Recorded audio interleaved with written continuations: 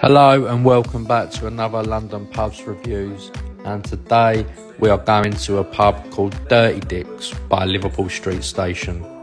For many it will be quite hard to believe that there is actually a pub called Dirty Dick's, but there is a real tragic story as to how the pub got its name.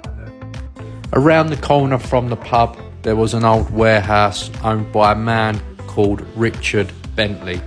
And unfortunately, on the night before his wedding day, his fiancée sadly passed away. Heartbroken by this, he stopped caring about his overall hygiene, so he stopped washing himself, his clothes and his warehouse.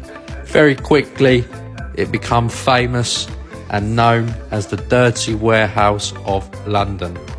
Now, the pub was once called the Old Jerusalem, but because it was round the corner from the Dirty Warehouse of London, owned by a man called Richard, people began to naturally call it Dirty Dick's. The Dick's coming from the name Richard, as I believe it's the short form of Richard. As a result, they changed their name once Richard passed away to Dirty Dick's. So there you go, a bit of history from London Pubs Reviews. Now, a bit about this pub in the modern times. It stays open till 3 o'clock in the morning. So if you're a bit like me and you're constantly trying to chase that last pint, you can take your bet that this place will still be open serving beers for you before you get on a train home.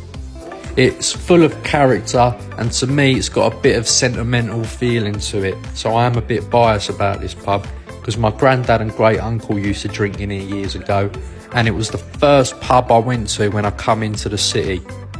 Up until I think the 1980s, they used to hang the dirty clothes of Richard Bentley's from the ceiling. But of course, things have changed and they had to get rid of that to comply with the hygiene regulations. The pub is full of character, the wooden beams, it's dimly lit, it's got that nice warm feeling to it. But unfortunately, it is quite pricey in here. A gin and tonic and pint of Brava costing, I believe, about £14. So my head would score it down, but my heart would score it up because of the sentimental feeling. So don't take my rating too serious. Along these glass cabinets, they have like old pots and pans from the warehouse. They also used to have like a mummified cat in there, but that's been taken down quite recently. So I was only in here a few weeks ago and I see it.